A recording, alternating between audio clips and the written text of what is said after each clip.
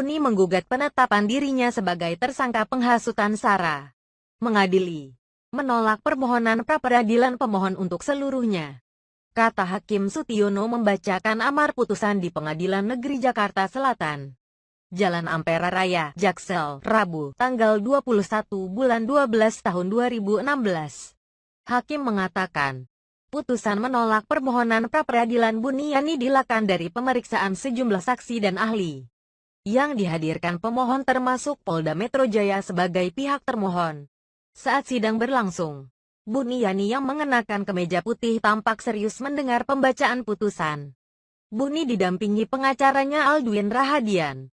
Buniani menjadi tersangka penghasutan SARA karena caption pada video Ahok di Kepulauan Seribu yang diunggah di Facebook. Penyidik menjerat Buni dengan pasal 28 ayat 2 Jo pasal 45 ayat 2 UU nomor 11 tahun 2008 tentang Informasi dan Transaksi Elektronik IT. Oleh Polda Metro Jaya terkait dengan sebagai saksi atas dugaan makar yang dilakukan oleh Pak SBP begitu. Hanya di surat panggilan itu dinyatakan lokasinya itu ya tindak pidana diduga dilakukan di kolong jembatan Kalijodo. Nah, Pak Buni juga agak sedikit kaget karena memang tidak pernah dia itu hadir, apalagi menghadiri acara di situ. Hanya barusan sekilas ketika dimintai konfirmasi oleh penyidik bahwa kedatangan Pak Buni ini diminta sebagai saksi untuk melengkapi BAP. Kira-kira Pak Buni pernah tidak menghadiri acara yang ada Pak bintangnya begitu. Nah, dikonfirmasi lagi bahwa tanggal 20 ketika di UBK, nah itu sempat Pak Buni hadir, tapi itu pun diundang oleh Bu Rahma kaitan dengan teman-teman aktivis ingin tahu permasalahan. Pemirsa, hari ini Hakim Tunggal Pengadilan Negeri Jakarta Selatan Sutiono akan membacakan putusan sidang gugatan pra-peradilan Buniani, tersangka penyebar informasi yang menimbulkan rasa kebencian berdasarkan SARA. Kita langsung bergabung dengan reporter Tezar Aditya dan juru kamera Rio Cornelianto yang ada di Pengadilan Negeri Jakarta Selatan. Ya, Tezar, apakah sidang putusan sudah digelar? Ya, Veronica, memang sidang pra-peradilan yang diajukan oleh Buniani akan digelar sekitar pukul 2 nanti di Pengadilan Negeri Jakarta Selatan, dan tepatnya sendiri ruangan sidang yang kemungkinan akan digunakan dalam sidang nanti adalah tepat di belakang saya ini.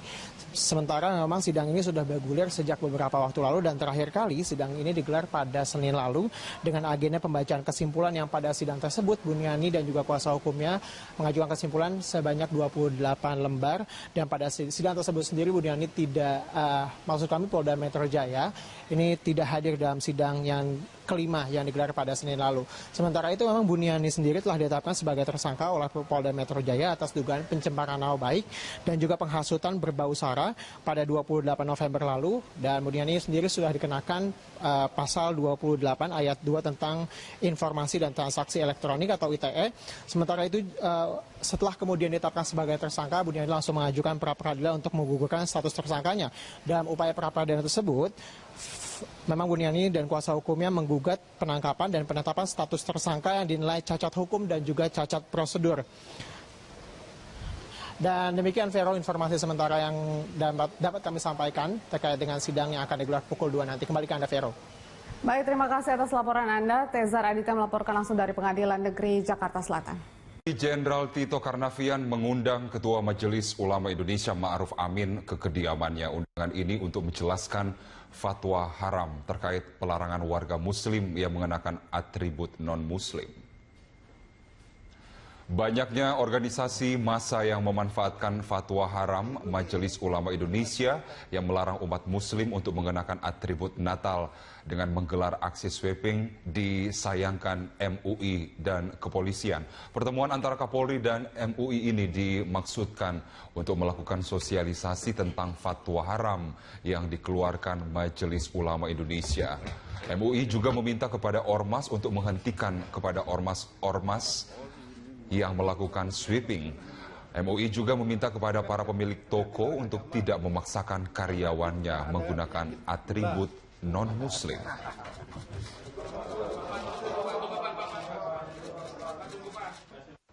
Majelis Ulama telah mengeluarkan fatwa nomor 56 tentang penggunaan atribut non-muslim bagi orang Islam yang dinyatakan oleh Majelis Ulama sebagai dihukumi haram. Ya. Fatwa ini keluar karena banyaknya tuntutan dan desakan. Sebenarnya sudah lama sekali ini, ya, karena adanya menurut laporan itu tekanan, paksaan dari pemilik mall atau hotel atau perusahaan-perusahaan, sehingga umat Islam memakai atribut-atribut non-muslim. Karena itu kemudian Majelis Ulama untuk memberikan bimbingan dan tuntunan kepada umat Islam mengeluarkan fatwa untuk menjadi pedoman bagi umat Islam. Ini lebih kepada upaya himbauan yang ditujukan kepada warga muslim maupun non-muslim dalam kaitan dengan penggunaan atribut Natal. Nah, atribut non-muslim maksud saya, dan itu tidak bersifat mengikat. Nah, untuk itu saya sudah menyampaikan kepada jajaran saya dari kepolisian. Yang pertama, agar bertindak tegas bila terjadi upaya sweeping, apalagi dengan pelanggaran hukum, aksi anarkis, pengrusakan, pemukulan, dan lain. Seperti terjadi dalam kasus di Sulu.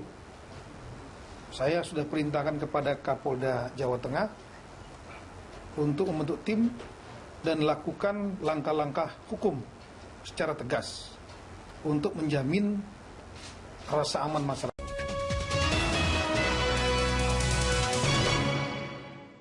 Anda kembali bersama kami di Market Corner. Kita masih membahas mengenai geliat bisnis travel online, khususnya menjelang libur Natal, Tahun Baru, dan juga akhir tahun seperti itu ya. Kita kembali berbincang dengan Pak Asnawi. Pak Asnawi, kalau melihat sekarang kan travel itu tidak hanya yang konvensional, tapi juga sekarang sudah ramai juga yang online. Bahkan orang mengatakan kalau menggunakan online jauh lebih praktis. Anda melihat bagaimana sih sebenarnya perbandingannya? Sebenarnya ya, antara online dan konvensional itu ada keunggulannya masing-masing ya. Pertama, bahwa masih banyak orang yang memerlukan services. Masih banyak orang yang memerlukan pelayanan-pelayanan. Memang sudah banyak juga yang memerlukan kemudahan melalui online.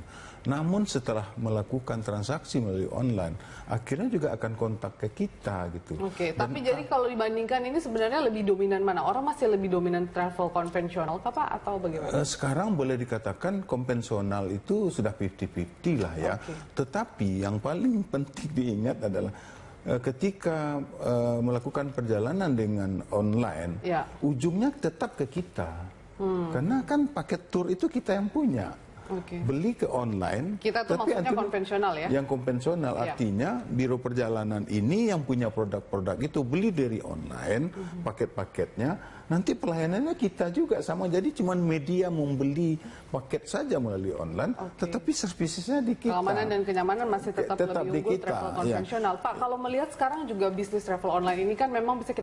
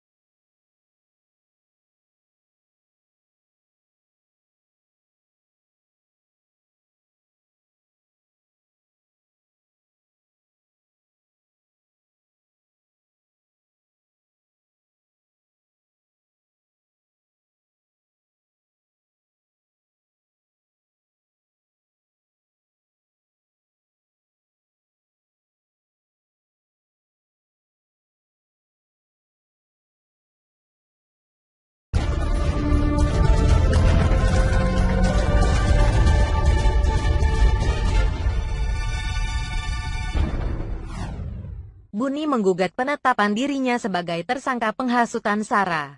Mengadili, menolak permohonan pra-peradilan pemohon untuk seluruhnya. Kata Hakim Sutiono membacakan amar putusan di Pengadilan Negeri Jakarta Selatan. Jalan Ampera Raya, Jaksel, Rabu, tanggal 21 bulan 12 tahun 2016. Hakim mengatakan, putusan menolak permohonan pra-peradilan Buniani dilakukan dari pemeriksaan sejumlah saksi dan ahli yang dihadirkan pemohon termasuk Polda Metro Jaya sebagai pihak termohon. Saat sidang berlangsung, Buniani yang mengenakan kemeja putih tampak serius mendengar pembacaan putusan.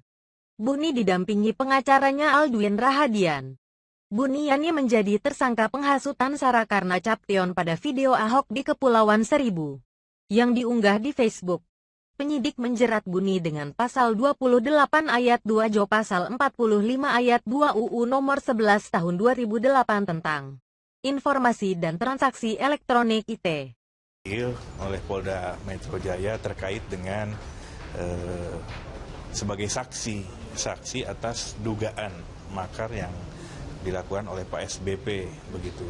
Hanya di surat panggilan itu dinyatakan lokasinya itu ya tindak pidana diduga dilakukan di kolong jembatan Kalijodo. Nah, Pak Buni juga agak sedikit kaget karena memang tidak pernah dia itu hadir, apalagi menghadiri acara di situ. Hanya barusan sekilas ketika dimintai konfirmasi oleh penyidik bahwa kedatangan Pak Buni ini diminta sebagai saksi untuk melengkapi BAP. Kira-kira Pak Buni pernah tidak menghadiri acara yang ada Pak bintangnya begitu. Nah, dikonfirmasi lagi bahwa tanggal 20 ketika di UBK, nah itu sempat Pak Buni hadir tapi itu pun diundang oleh Bu Rahma kaitan dengan teman-teman aktivis ingin tahu permasalahan.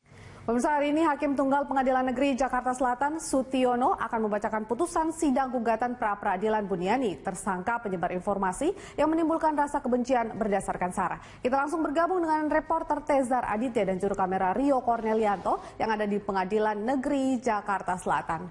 Ya, Tezar, apakah sidang putusan sudah digelar? Ya, Veronica, memang sidang pra-peradilan yang diajukan oleh Buniani akan digelar sekitar pukul 2 nanti di Pengadilan Negeri Jakarta Selatan, dan tepatnya sendiri ruangan sidang yang kemungkinan akan digunakan dalam sidang nanti adalah tepat di belakang saya ini. Sementara memang sidang ini sudah bergulir sejak beberapa waktu lalu, dan terakhir kali sidang ini digelar pada Senin lalu dengan agenda pembacaan kesimpulan yang pada sidang tersebut Buniani dan juga kuasa hukumnya mengajukan kesimpulan sebanyak 28 lembar, dan pada sidang tersebut sendiri Buniani tidak maksud kami Polda Metro Jaya ini tidak hadir dalam sidang yang kelima yang digelar pada Senin lalu. Sementara itu memang Buniani sendiri telah ditetapkan sebagai tersangka oleh Polda Metro Jaya atas dugaan pencemaran nama baik dan juga penghasutan berbau SARA pada 28 November lalu, dan Buniani sendiri sudah dikenakan pasal 28 ayat 2 tentang informasi dan transaksi elektronik atau ITE. Sementara itu setelah kemudian ditetapkan sebagai tersangka, Buniani langsung mengajukan pra-peradilan untuk menggugurkan status tersangkanya. Dalam upaya pra-peradilan tersebut, memang Buniani dan kuasa hukumnya menggugat penangkapan dan penetapan status tersangka yang dinilai cacat hukum dan juga cacat prosedur. Dan demikian, Vero, informasi sementara yang dapat kami sampaikan terkait dengan sidang yang akan digelar pukul 2 nanti. Kembali ke Anda, Vero. Baik, terima kasih atas laporan Anda. Tezar Aditya melaporkan langsung dari Pengadilan Negeri Jakarta Selatan. Jenderal Tito Karnavian mengundang Ketua Majelis Ulama Indonesia Ma'ruf Amin ke kediamannya. Undangan ini untuk menjelaskan fatwa haram terkait pelarangan warga Muslim yang mengenakan atribut non-Muslim. Banyaknya organisasi massa yang memanfaatkan fatwa haram Majelis Ulama Indonesia yang melarang umat Muslim untuk mengenakan atribut Natal dengan menggelar aksi sweeping disayangkan MUI dan kepolisian. Pertemuan antara Kapolri dan MUI ini dimaksudkan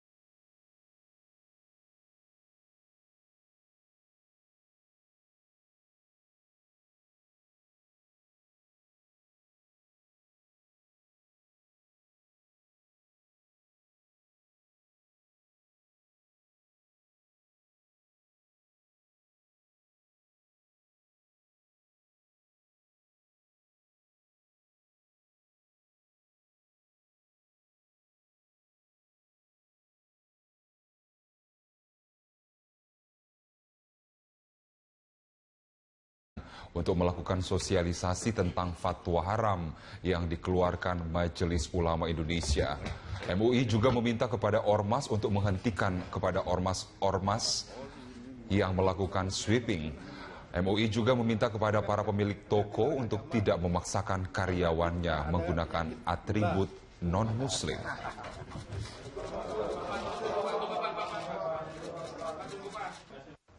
Majelis Ulama telah mengeluarkan fatwa nomor 56 tentang penggunaan atribut non-muslim bagi orang Islam yang dinyatakan oleh Majelis Ulama sebagai dihukumi haram. Ya. Fatwa ini keluar karena banyaknya tuntutan dan desakan.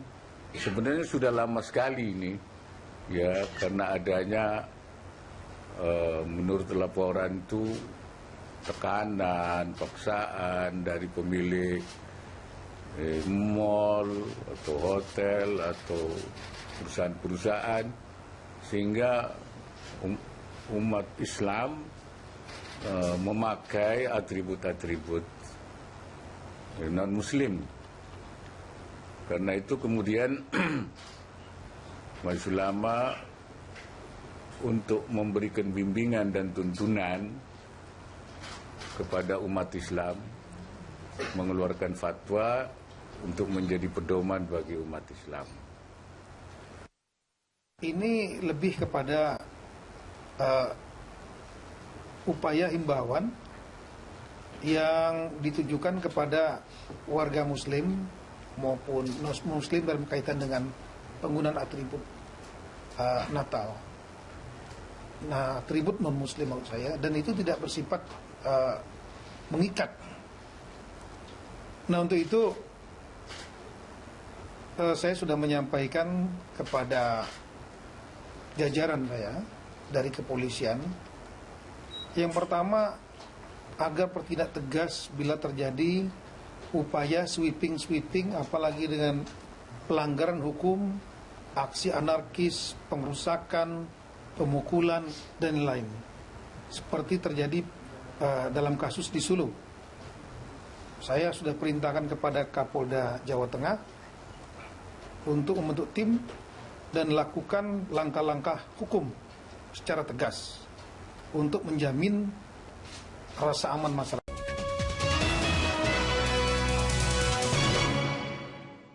Anda kembali bersama kami di Market Corner. Kita masih membahas mengenai geliat bisnis travel online, khususnya menjelang libur Natal, Tahun Baru, dan juga akhir tahun seperti itu ya.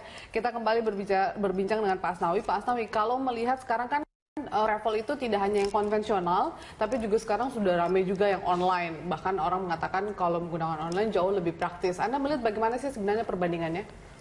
Sebenarnya ya, antara online dan konvensional itu ada keunggulannya masing-masing ya. Pertama, bahwa masih banyak orang yang memerlukan services. Masih banyak orang yang memerlukan pelayanan-pelayanan. Memang sudah banyak juga yang memerlukan kemudahan melalui online. Namun setelah melakukan transaksi melalui online, akhirnya juga akan kontak ke kita gitu. Oke, tapi jadi kalau dibandingkan ini sebenarnya lebih dominan mana? Orang masih lebih dominan travel konvensional Pak, atau bagaimana? Sekarang boleh dikatakan konvensional itu sudah 50-50 lah ya. Tetapi yang paling penting diingat adalah ketika melakukan perjalanan dengan online, ujungnya tetap ke kita. Karena kan paket tour itu kita yang punya. Beli ke online, kita tuh tapi maksudnya konvensional ya? Yang konvensional artinya biro perjalanan ini yang punya produk-produk itu beli dari online, paket-paketnya, nanti pelayanannya kita juga sama. Jadi cuma media membeli paket saja melalui online, tetapi servisnya di kita. Keamanan dan kenyamanan masih tetap lebih unggul travel konvensional. Pak, kalau melihat sekarang juga bisnis travel online ini kan memang bisa kita